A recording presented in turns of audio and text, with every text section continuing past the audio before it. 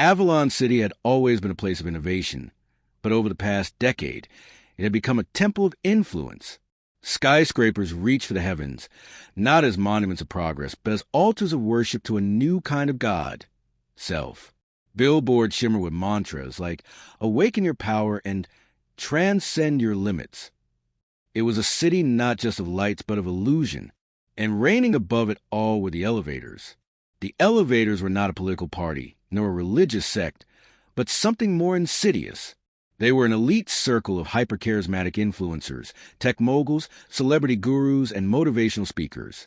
Dressed in designer silk, augmented with AI wearables, and armed with curated charisma, they filled the city with their message.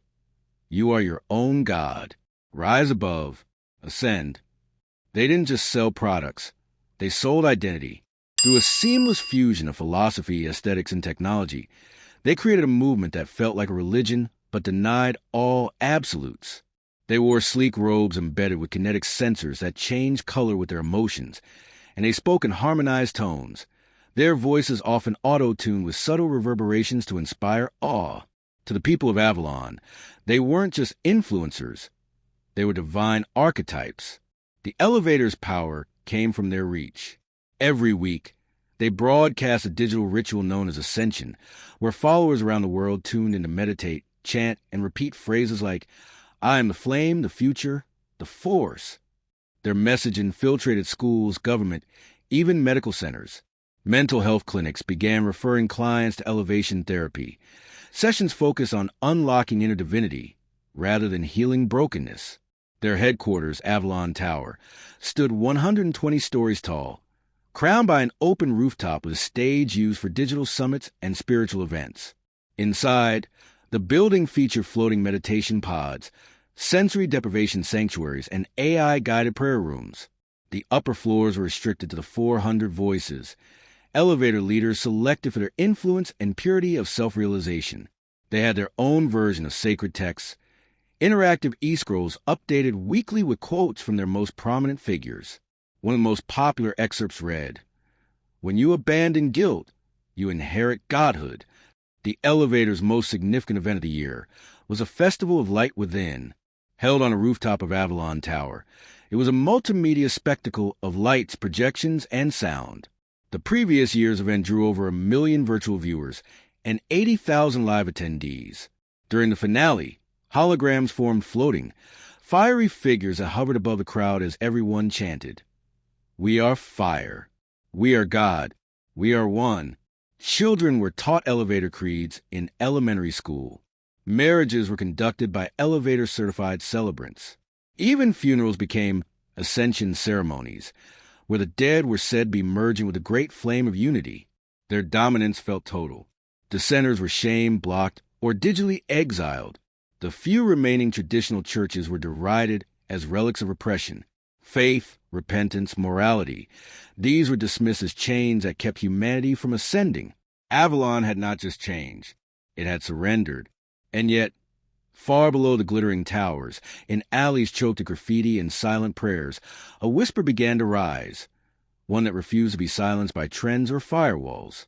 A voice from a prophet with nothing left but conviction. It would soon echo across the city. A rooftop was waiting, and so was a fire.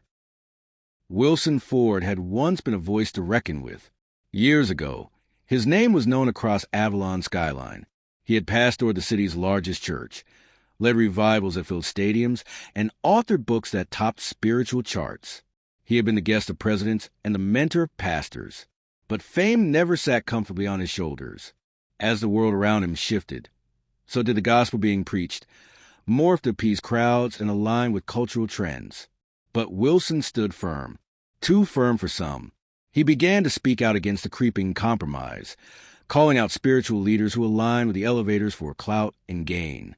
We are not here to blend in with the darkness, he said during one controversial sermon, but to shine a light that exposes it. That was the beginning of the end. Sponsorships dried up. Invitations were rescinded. Board members turned against him. And eventually, even his congregation dwindled. He refused to revise his message. He refused to bow. And in time, his church building was bought out by the elevators and converted into an enlightenment hub, a place where the public could experience interactive meditations and digital rebirth ceremonies. Now Wilson walked the city's edges. He preached in alleyways, his voice cracking over the rumble of subways and sirens. He stood outside clubs, correctional facilities, and elevation hubs with nothing but a cracked Bible and a small speaker. Sometimes he had no speaker at all. He had once baptized 3 people in a storm drain and held communion with day-old bread behind a fast food restaurant. Most days he went unnoticed. Other days he was mocked, spat on, or threatened. Once, a group of elevator disciples surrounded him and live-streamed themselves throwing glitter and energy drinks on him while chanting, "Upgrade your message." The video went viral. He slept in borrowed basements and ate whatever faithful hands could spare. He had no platform, no following, no sponsors. Just a conviction that burned inside him like a second heartbeat. The world saw a relic. God saw a remnant. Still, Wilson questioned. At night, he cried out to the heavens, kneeling in puddles beneath broken streetlights. Have I failed you? Did I miss the moment? Am I truly alone? And then came the whisper, not with thunder or trumpet, but like the gentlest wind, it came, confront them on their own altar. Let me speak. The clarity pierces weariness like sunlight through fog. His heart pounded. He understood what it meant. He was to face the elevators on their rooftop, Avalon Tower itself, and call for a showdown, just like Wilson of old. No theatrics, no backup, just truth versus illusion. The next morning, he rose before dawn and walked the city, praying over the sidewalks and alleys like they were sacred ground. He passed by one of the new Enlightenment hubs and stopped. Inside, digital flames shimmered while participants floated in meditation pods. A boy who had once attended his Sunday school now wore an elevator robe and led chants about the inner spark. Wilson's eyes burned, not with anger, but with sorrow. By noon, he was outside Avalon Tower, gripping an old camcorder a friend had salvaged. He filmed himself one shot, no edits. No production team, no graphics. Just a man with a cracked voice and a clear message. He stared into the lens. This city has followed false gods. You've replaced truth with trends and made idols out of influencers. But I serve the God who answers by fire. So I challenge elevators, all 400 of you, meet me on this rooftop. Tonight, we both call upon our gods. And the one who answers, he is God. He uploaded it on every platform he could access, most of which shadow ban him. But one post remained live long enough to be downloaded, shared, reposted, and remixed. The voice of the forgotten prophet began to ripple through the digital noise. By sunset, the city was watching, and the rooftop, once a symbol of the gods of self, was about to become an altar for the true God of fire. Night fell over Avalon like a curtain, casting long shadows from the spires of Avalon Tower. The entire city was wired in. Streams lit up across social media. Drones hovered in the sky capturing every angle, and augmented reality headsets beamed the rooftop into living rooms across the globe. The elevators had accepted the challenge. After all, what better publicity stunt than silencing a mad prophet live in front of millions? They thought it would be a spectacle. They didn't know it would become a judgment. Wilson stood on one end of the rooftop, his coat worn, his shoes scuffed, his Bible in hand. Across from him were the 400 voices, cloaked in radiant garments that glowed with embedded nanolights. Their robes shimmered like heat waves, and their faces were unreadable behind emotion-masking visors. Behind them stood a choir humming in perfect harmony, and giant screens displayed live reactions from digital followers. A lead voice stepped forward. She was known as Seraphine, an ex-priestess turned elevator oracle. Her words had shaped entire generations. She raised her arms and spoke in smooth, melodic tones amplified through invisible surround sound. Welcome, Avalon. Tonight, we ascend beyond myths and awaken the true light. Watch as the flame of self burns brighter than the delusions of forgotten God. The crowd erupted in cheers. Some cried. Others knelt in reverence. It felt less like a debate and more like a coronation. But Wilson was not shaken. He stepped forward slowly.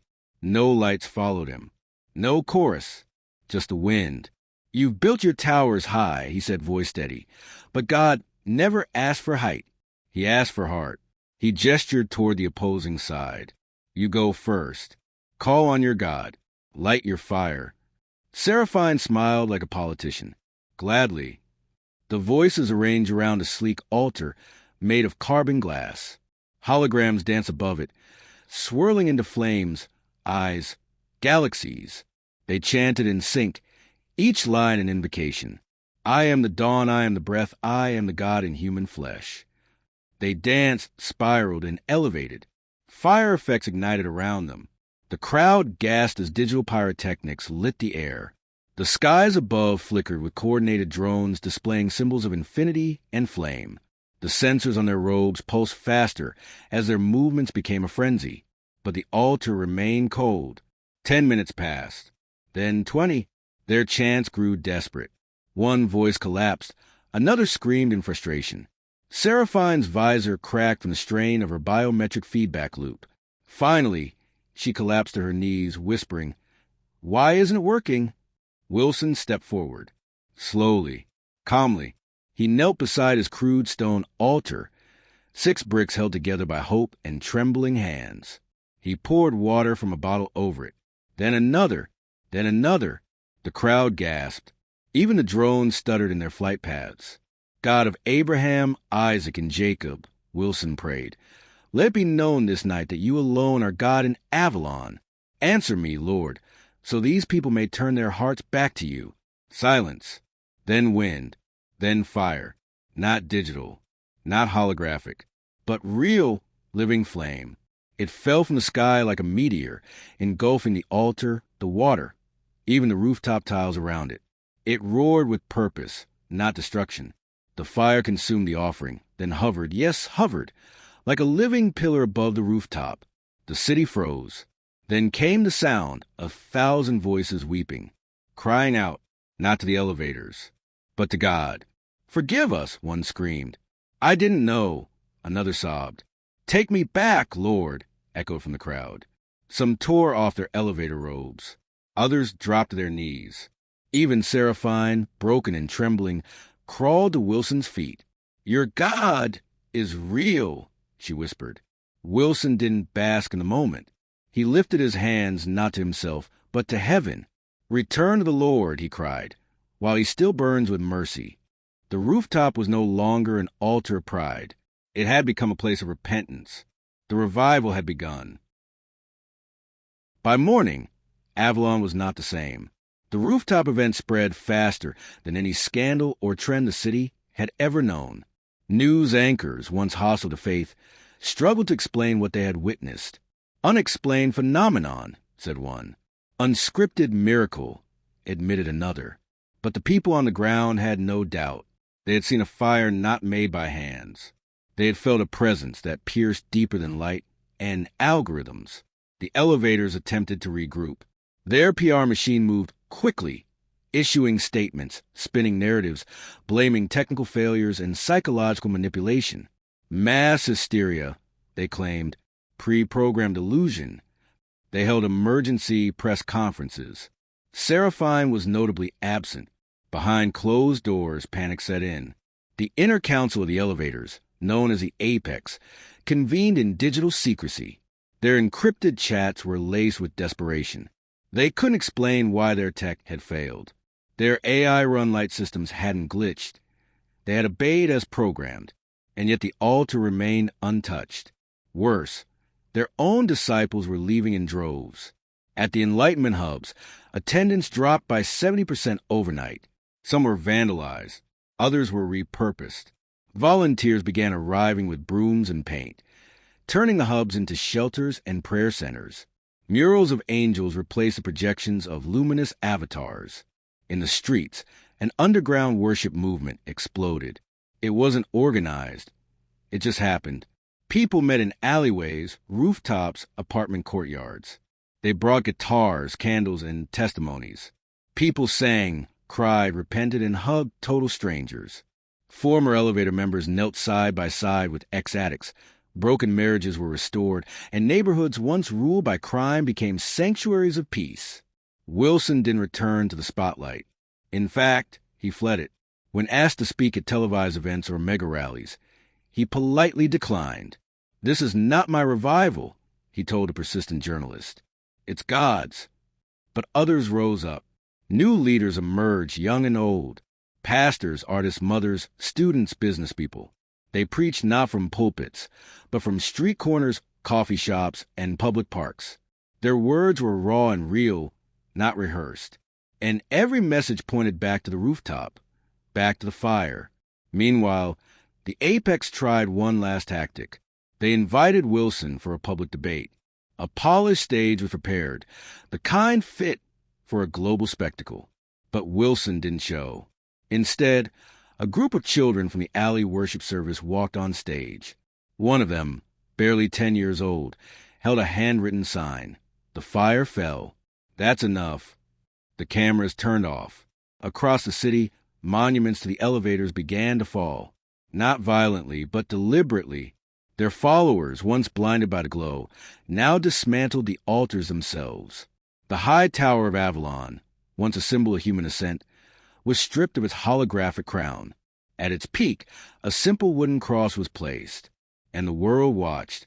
International visitors came to Avalon, seeking whatever had happened there. They didn't find a brand or celebrity. They found broken people made whole, and a city once lost, now burning with purpose. For the elevators, there was no recovery. Their empire unraveled not with force, but with awakening. Their sponsors backed out. Their code was abandoned. Their temples became testimonies. And Wilson? He returned to the alley where it all began. A small group still gathered around him. He taught them quietly. He washed their feet. He hugged them like a father. He prayed over their pain. One night, a boy asked him, "Why did God choose you?" Wilson smiled, with eyes full of tears. "He didn't choose me because I was strong," he said. "He chose me because I was willing." And in that alley, beneath flickering street lamps, the fire still burned, not on a rooftop this time, but in hearts. The revival was no longer an event. It had become a movement. As the revival spread like wildfire through Avalon, what had once been an intellectual capital of post-religion and progress became a city on its knees. But revival, though beautiful, was not without resistance, for while many repented, others seethed in the shadows. The remnant of the apex, disbanded but not silent, gathered in underground circles. Some sought revenge, others to reclaim relevance. A few, disillusioned, truly sought understanding. Seraphine, now absent from public life, began attending secret prayer meetings. At first, she sat in silence. But over time, she began asking questions, not as a skeptic, but as a soul longing for peace. Meanwhile, Wilson continued his quiet ministry. He walked Avalon's broken streets, not with banners or slogans, but with bread, bandages, and listening ears. To the addict, he brought hope. To the forgotten elder, he brought honor. To children, he was simply Papa Eli. But the fire didn't stay confined to Avalon. Neighboring cities began to stir. A woman in Merrill Hill claimed she saw flames descend over her son's hospital bed. He walked out the next day. A former hacker in Steelburn began sending daily devotionals to his old network of code pirates. In Greystone, a defunct stadium turned into a makeshift church. Back in Avalon, the government, unsure how to handle the revival, began to take notice. Policies shifted.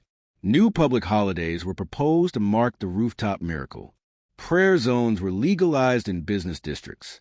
For the first time in decades, city leaders met with spiritual elders, not to regulate, but to learn. Still, there were those who warned against zeal. One journalist wrote, "We must be careful that fire doesn't turn into frenzy." But even she, weeks later, was found weeping during a street worship gathering, her notebook soaked with tears. Among those most changed were the young. Schools no longer centered solely on technological triumphs. Moral philosophy, once discarded, returned with urgency. Children began asking deeper questions about truth, sacrifice, and eternity. A new generation was forming, not programmed, but purposed. One of Wilson's most powerful moments came weeks later, on a rainy afternoon in the alley. He was teaching a group of teenagers when a stranger approached. Drenched, shaking, the man dropped his knees. "Wilson, I was one of them. I coded the illusions. I helped create the fake fire. Wilson placed his hands on the man's shoulders and whispered, "And yet here you are. That's what matters." The man wept, and the teens gathered around him, praying, welcoming. It was no longer a movement about Wilson or even about the rooftop. It was about reconciliation. It was about a city breathing again. As evening fell, the skyline of Avalon glowed, not with artificial projections, but with candlelight in thousands of windows. The fire still burned, not to consume, but to illuminate. Wilson returned to his small room that night. Alone, he knelt by his bed. "Lord, what now?" And in the stillness, he heard the same whisper that started it all. Keep walking. The movement had no leader now. It didn't need one. It had light. And that was enough. Weeks turned to months, and Avalon settled into its new rhythm. The once blinding neon streets now glowed with the soft warmth of lanterns and candlelight. Songs drifted from open windows, some old hymns, others new choruses born from alleyway worship sessions. The fire that had descended from heaven now smoldered in hearts. Yet Wilson sensed something stirring again. In prayer, he began to feel a heaviness, not of fear, but of anticipation. He saw dreams of distant lands, voices crying for help, dark places where the rooftop fire had not yet reached. He started gathering with a small group of intercessors in a forgotten warehouse turned sanctuary. Each night they prayed for cities by name, Merrill Hill, Greystone, Steelburn, and beyond. From this circle of prayer, new messengers emerged. Not preachers by title, but witnesses by fire. Teachers, musicians, coders, mechanics, all set ablaze with calling to go beyond Avalon. They weren't trying to replicate Wilson's miracle. They were carrying the flame inside them. Seraphine had changed too. She met Wilson one quiet morning as he walked through the alley. "I was blind for so long," she said. "The light I worshiped was an illusion, but I see now." Wilson looked at her and smiled. "Then go help others see." She became one of the most powerful voices of transformation, speaking not from anger but from experience. She addressed tech symposiums and ethics panels, exposing the hollow core of the elevator's dream while pointing to the living light that had awakened her soul. Her testimony carried weight because she had once built the illusion. Avalon's revival continued to ripple. The justice system was reformed. Leaders took oaths not just on constitutions, but with integrity in their hearts. Crime rates dropped. Homeless shelters became hubs of healing. Businesses tied to community projects. And in schools, students weren't just learning, they were leading. But not all was peaceful. A rising global tension loomed. In cities where the elevators still held sway, backlash ignited. News of Avalon's transformation was censored in some places, mocked in others. A new ideology called a return rose up, seeking to restore the age of reason by eradicating the spiritual revival. Its leaders accused Wilson of starting a cultural contagion. Threats were made. Rumors swirled that Wilson would be arrested.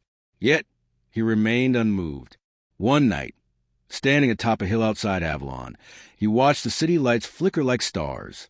Beside him stood young leaders. Some he had taught, others he had only recently met. "You don't need me," he said quietly. "You never did." A teenage girl named Kayla, once addicted and now a worship leader, took his hand. "Maybe, but you showed us the way." Wilson smiled. "Then show others. Take the light farther than I ever could." The next morning, teams were sent out, not to conquer, but to serve, not to argue, but to love. They called themselves Flamebearers. Their mission, carry the fire into every dark corner of the world. As the winds gathered again, political, spiritual, and cultural, Wilson stood calm in the storm. He had lit the rooftop. Now the world was beginning to burn, with truth, with grace, with light, and it was only just beginning. While the Flamebearers ignited hope across cities, shadows stirred in forgotten corners. The return, growing more aggressive, began deploying digital propaganda campaigns, denouncing the movement as a threat to modern civilization. In Steelburn, Flamebearer leaders were detained. In Greystone, revival gatherings were broken up by mass protesters. Wilson watched all this unfold, not with fear, but with prophetic grief. He had seen it in visions. Light would always draw resistance. But the fire was not kindled to flicker in comfort. It was meant to rage against the darkness. A message came from the east. A young woman named Nara, a former Apex engineer, had begun preaching in an underground data mine where she once designed virtual hallucinations. Hundreds gathered each night in secrecy. One night, soldiers stormed in. They found only candles and worship. Nara stood calmly and sang as they took her away. Her song was live-streamed before the feed was cut. It spread like a spark, becoming an anthem. Let the light fall where it will. Even if the world resists, the truth will rise. The flame persists. In Avalon, the warehouse sanctuary where Wilson once prayed was now a training center. Young leaders were taught how to walk into hostile regions, not armed with rhetoric, but with compassion, scripture, and service. Kayla, now a powerful voice among the Flamebearers, returned one day with blood on her shirt. Not her own. She had shielded a boy during a protest in Merrill Hill. Wilson met her at the city gate. "You okay?" he asked. She nodded, eyes burning with resolve. The fires were at the burn. Wilson knew the time was nearing when his chapter would end. He no longer walked without strain. His steps slowed. His nights were more prayer than sleep. But he also knew this wasn't about him. A global gathering was planned, the Convergence. Thousands of Flamebearers from every region would meet in Avalon, not to exalt Wilson, not to glorify the miracle, but to unify in worship and recommissioning. As preparations began, the return declared the gathering a threat. Warnings were issued. Sabotage was threatened. But the city pressed on. And in the shadows, a few former return members, disillusioned with the hatred and deception, began to reach out to the Flamebearers. Quietly, they asked, "Can we come too?" The answer was always yes. For even in the shadows, sparks could be born. And the rooftop that once caught fire was now becoming a mountain of light. Wilson stood once more on the roof that started it all. This time, he was not alone.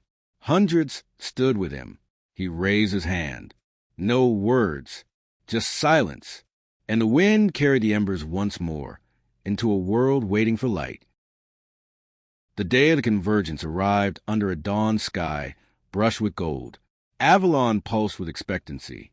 Streets once ruled by neon and narcissism now flowed with people carrying Bibles, instruments, and warm bread. From every continent, Flamebearers had come, not as tourists or celebrities, but as family.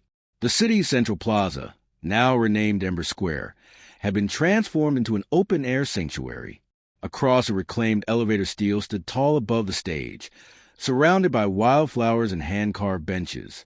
It wasn't grand in the way the elevators once demanded. It was holy in a way only humility could create. Wilson watched from a distance as pilgrims entered, young and old, scarred and radiant. Some arrived limping, others dancing.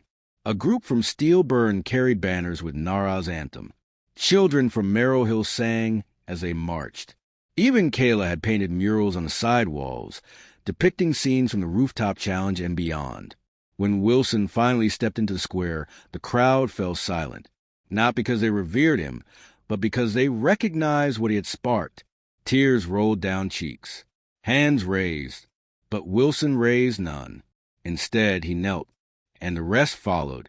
10,000 knees met stone. From the stage, a young pastor from the east read aloud Isaiah 60. "Arise, shine, for your light has come, and the glory of the Lord rises upon you." And as the sun climbed over Avalon, music burst forth. Harmonies from every nation, songs in every tongue, dances born of every culture. This wasn't a religious show. This was the kingdom coming to life. Suddenly, without announcement, former return leaders stepped into plaza, unarmed, uncertain. They had come out of curiosity, shame, or hope. The crowd parted. Kayla was the first to step forward. She took the hand of one, then two. Others followed. Hugs replaced hatred. Forgiveness flowed like water. On a small side stage, a frail woman took the mic. It was Seraphine. Her voice cracked, but her words didn't. "I helped build a golden tower of lies, but he tore it down with mercy, and now I stand free. Thunderous applause didn't follow, only weeping, prayer, and worship. That night, the rooftop became a beacon again. A ring of fire was lit, not destructive, but symbolic. It circled the roof's edge and cast a glow seen for miles. Wilson stood at its center, surrounded by the new generation. "You are the light now," he said softly. "Guard it, carry it, multiply it." A teenage boy named Zeke asked, "What about you?"